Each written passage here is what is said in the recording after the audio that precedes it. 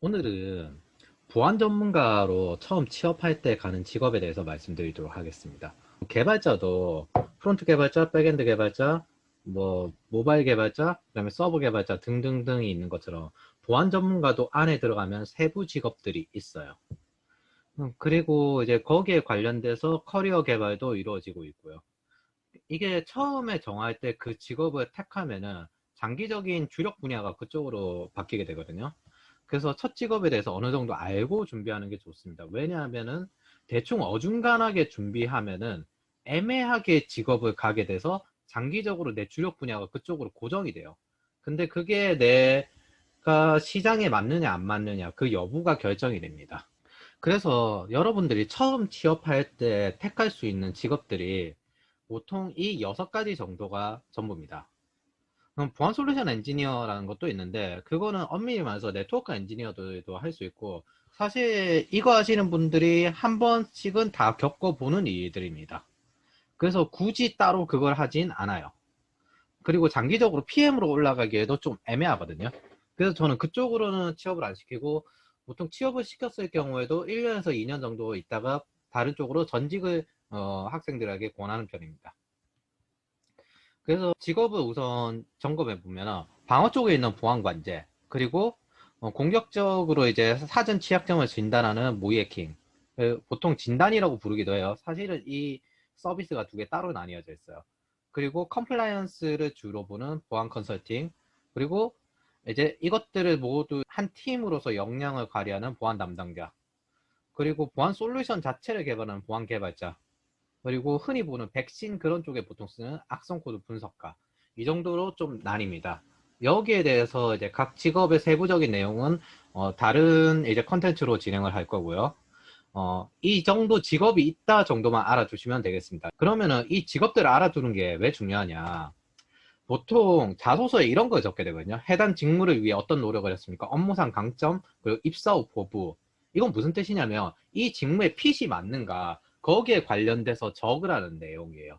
직무를 위한 노력, 그럼 초점을 맞춰서 네가 준비를 했어? 할 능력이 있어? 그 한 거에 대해서 적어봐. 업무상 강점, 네가 여기에 들어오면 이러이러이러한 일들에 관해서 네가 이러이러한 능력이 있어? 그 다음에 입사 후 포부. 네가 이거 좀 부족할 수도 있어. 근데 입사하고 난 다음에 네가 어떤 식으로 커리어를 개발해 나갈 거야? 거기에 대해서 묻는 핏이거든요. 그래서 이 핏에 맞춰서 사전에 또 준비를 해둬야 돼요. 그런데 이제 대충 악성 코드 분석가를 준비한 사람이 보안 관제를 지원하거나 모의 해킹을 지원한다라고 핏이 안 맞아서 취업을 할 수 없게 되는 권리죠. 그리고 그게 준비를 하려면 장기적으로 기간이 걸리기 때문에 거기에 맞춰서 준비를 해야 됩니다. 즉 처음에 택할 때 내가 장기적인 시장을 결정하는 것이기 때문에 최소한 3년 정도는 거기에 있는다고 생각을 하시면 돼요. 최소한. 그러면 거기서 이제 내 커리어가 주력 분야가 그쪽으로 바뀌는 거예요. 그 부분을 고려하셔서 접근하셔야 됩니다. 그리고 당연히 그것 때문에 내 연봉 올라갈 수 있는 수준과 평균 연봉도 달라집니다. 보안 전문가로 해서 여기 하나가 전부 다 연봉이 평균적으로 똑같진 않아요. 그 부분을 고려하셔야 되기 때문에 여러분들이 어느 정도 처음에 택하실 때 좀 알고 지원을 하시라. 그렇게 말씀을 드리겠습니다. 그러면은 저 정도 직업인데 사실상 실제 첫 취업은 요 정도가 됩니다. 대부분 이쪽 위주로 취업 준비를 하게 되고요. 사실 이 세 가지를 동시에 다 하는 게 가장 이상적입니다. 왜냐하면 장기적으로는 이걸 다 해야 돼요. 왜? 그래야 내가 PM이나 보안 담당자 CISO 이런 쪽으로 올라갈 수가 있어요. 왜냐하면 보안 담당자 팀에는 실제로 이거 하시는 분들이 다 들어가 있어요. 그리고 그렇게 해서 실무적인 능력을 갖추고 난 다음에 어느 정도 법적인 부분까지 해결할 수 있으면 컴플라이언스를 해결할 수 있으면 CISO가 되는 거예요. 사실상 첫 취업을 할 때는 이 세 가지가 메인입니다. 이 세 가지 위주로 직무 공부를 하게 됩니다. 서로 조금씩 연관도 있고요. 보안업계에서 실제로 진행되는 메인들에 속합니다. 그리고 여기에 취업하기 위해서 일반적인 취업활동 조건이 정보처리기사 플러스 여기에 관련된 직무 능력이에요. 컨설턴트라 부르는 사람들의 커리어가 이쪽 계통입니다. 그리고 이분들이 경력을 쌓아서 보통 빅테크 IT나 아니면 대기업 쪽에서 담당자로 이직을 해요. 단 이제 일반적인 대기업이나 NCS를 치는 공공기관 이런 쪽에 가끔 신입을 뽑기는 해요. 주로는 경력직인데 신입도 뽑기도 합니다. 그래서 여기서 내가 여기 취업할 능력이 있는 거 플러스 알파 여기에 관련돼서 입사 조건에 속하는 영어, 인적성, 코테, NCS 이런 것들을 준비하는 겁니다. 여기는 보통 보안 전문 업체, 안랩, SK인포tek 이런 회사를 가게 되고요. 여기는 보안 팀이 필요한 곳, 예를 들어 롯데정보통신, 농협, 뭐 신한DS, 뭐 은행권, 증권사 뭐 이런 쪽으로 가게 됩니다. 거기는 우리가 은행 업무를 진행하기 위해서 사이드로 보안 팀이 필요한 거지 메인이 아니거든요. 그래서 거기에 대해서 보안팀이 필요하기 때문에 그런 사람들이 여기서 경력을 쌓고 넘어가거나 아니면 소프트웨어 쪽으로 인적성을 쳐서 이제 들어갔는데 너는 보안을 잘하는구나. 그래서 인사팀에서 보안팀으로 넘기거나 그런 식으로 넘어가게 됩니다. 그래서 다시 정리하면 장기적인 커리어는 이걸 크게 구분하면 안 돼요. 실제로 보안관제 하시는 분들도 여기에 하는 능력은 어느 정도 가지고 있습니다. 메인이 무엇인가는 달라질 수는 있어도 PM이나 아니면 CIS로 올라가실 부분이 있다면 이 부분들은 어느 정도 다 하셔야 됩니다. 없이 들어갔다 하더라도 실제로 다 하게 됩니다.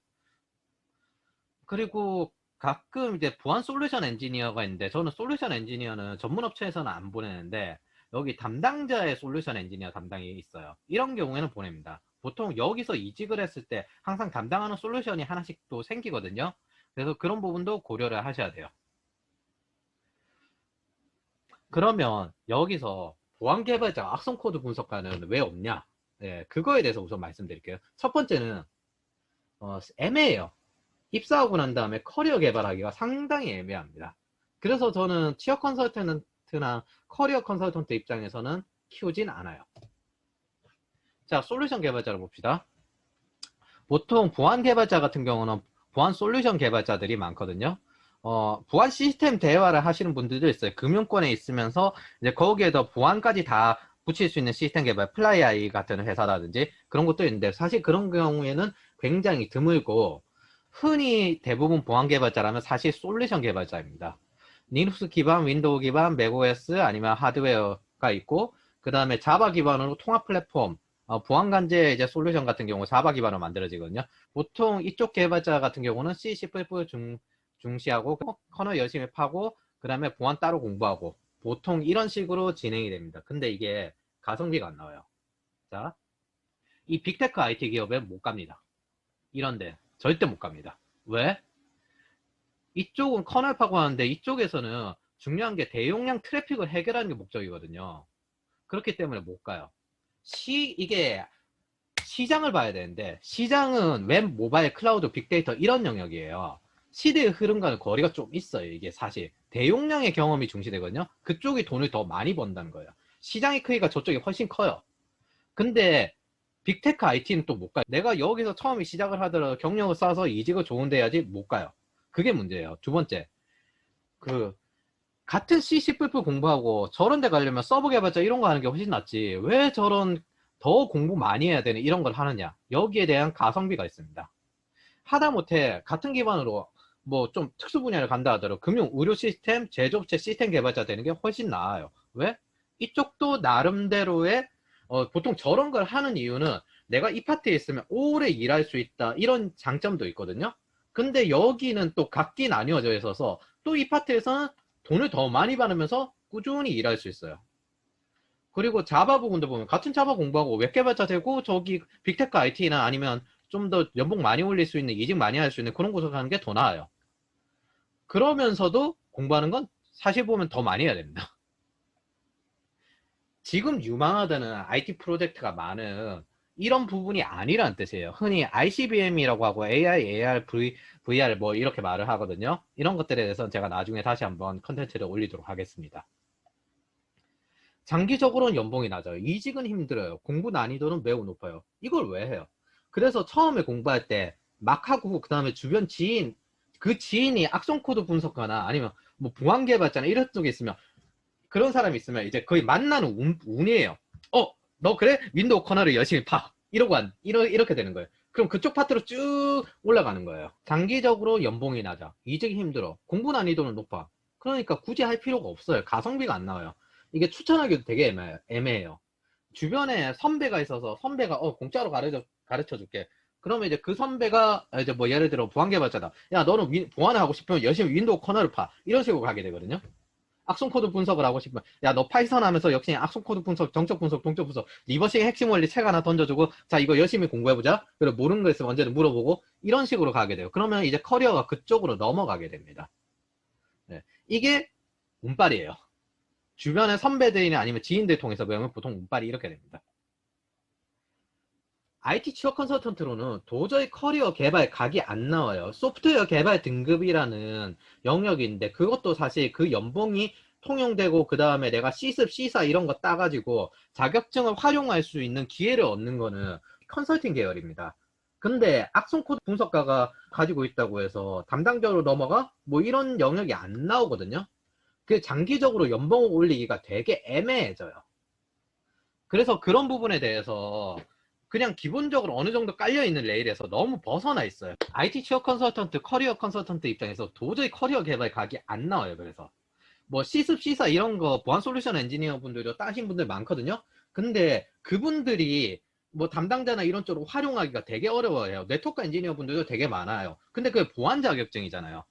악성 코드 분석과 보안 개발자가 그쪽으로 땄다고 해서 그걸 활용해서 내가 좋은데 이직한다, 담당자로 이직한다. 지금까지 한 직무가 완전히 다른데 그런 상태가 됩니다. 이것도 방향에 맞게 들어가야 되는 거고 첫 직업에서 그 커리어가 결정되는 경우가 좀 많습니다. 그래서 이 직무에 대해서 어느 정도 직무랑 시장에 대해서 이해를 하고 어디에 내가 투신을 할 것인지 어디에 어느 정도 내가 몸을 의탁할 것인지 그걸 머릿속에 가지고 있어야 돼요. 어쨌든 장기적으로는 연봉이 올라야 되기 때문에 그 같은 맥락으로 보안 개발자랑 비슷한 게 분석가입니다. 이것도 딜레마가 있어요.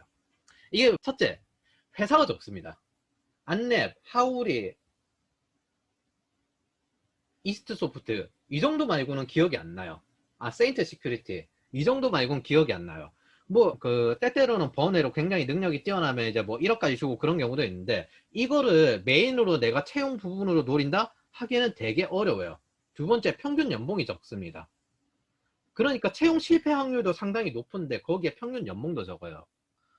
그 다음에 세 번째, 이걸로 이직을 하면 게임의 분석, 뭐, 그래서 저는 그냥 악성 코드 분석가를 버리는 분들을 더 많이 봤어요.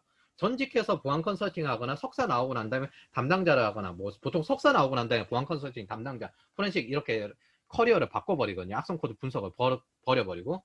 오히려 이쪽 부분은 컨설팅이 아니라 연구직으로 더 잘 맞습니다. 어디 연구소 들어가서 나 악성 코드 분석만 할래. 이런 식으로. 그리고 썰트들이 임시적으로 악성 코드 분석 포지션을 맡기도 해요. 기술에 들이는 시간 대비 노력의 가성비가 굉장히 안 맞습니다. 무엇보다 지금 윈도우 10에 전 세계의 악성 코드를 수집해가지고 AI로 자동화시켜서 거기에 이제 윈도우 보안 기능을 제공하고 있거든요. 그래서 AI로 대체되고 있는 부분도 있어요. 완벽하게 대체는 안 되겠지만, 장기적으로 좀 메리트가 상당히 적어요. 제가 이제 학생들한테 항상 말하는 거는 새로운 분야가 있으면 특히나 보안 전문가는 잘 변해야 되는데 그 변화의 파도에 몸을 던지고 그러면 그 파도가 당신의 목적지까지 데려다 줄 것이다. 이 말을 합니다. 지금 현재 흔히 1세대 보안 전문가 예를 들어 블랙팔콘이라는 이제 지금은 회사가 된 원래 언더그라운드 해킹팀 있었거든요. 거기 해킹팀 리더 형은 원래 하이텔 시절에는 네트워크 엔지니어였고 그 당시에 네트워크가 굉장히 생소했을 때 그 다음에 웹이 나오니까 웹 개발자 SI 쪽에서 웹 개발자를 했고 이제 보안이 어느 정도 나오니까 처음으로 웹해커가 됐어요. 그리고 난 다음에 그 웹해킹은 공짜로 다 가르쳐 줬어요. 네, 그런 식으로 자기가 변화의 파도에 어떻게 잘 변화하는가에 따라서 여러분들을 목적지까지 데려다 줍니다. 저도 먼저 취업한 학생들에게 변화의 파도에 대해서 항상 알려줍니다. 그리고 다음 변화의 파도가 이렇게 올 것 같으니까 여기에 대해서 한번 공부를 해보렴. 그리고 그거를 실행한 학생들은 그 파도 때문에 좋은 성과를 얻어요. 이런 것들이 어깨에 있으면 작게든 크게든 있습니다. 그리고 그런 것들이 여러분들에게 도움을 줍니다. 어쨌든 정리를 하자면 악성 코드 분석과 보안 개발자는 취업적 커리어 컨설팅도 매우 애매해서 추천하기 어려워요. 정작 공부하는 난이도는 굉장히 높은데 가성비가 안 나와요. 그리고 이거는 사실 재밌어서 하는 경향이 좀 더 많아요. 굳이 내가 안 키워도 해커들이 좀 잘 키워요. 그리고 대신에 이제 오래 일할 수 있으니까 기존 인력이 많고 굳이 신입이 도전하기 애매한 분야니까 예, 어쨌든 굳이 제가 키울 필요도 없고 저는 비전공자들이 많기 때문에 여기에 대해서 알려주고 말을 하는 편이고 그리고 똑같이 모이해킹, 보안관제, 보안 컨설팅 구분 없이 모두 다 하라고 권합니다. 물론 첫 취업할 때 그쪽 분야를 뚫을 수는 있어도 장기적으로 커리어 개발을 할 때는 당연히 여러 분야를 경험하게끔 됩니다. 그게 올바른 커리어 루트예요. 왜냐하면 내가 지금 하는 거에서 필요한 걸 바꿔야 올라갈 수 있거든요.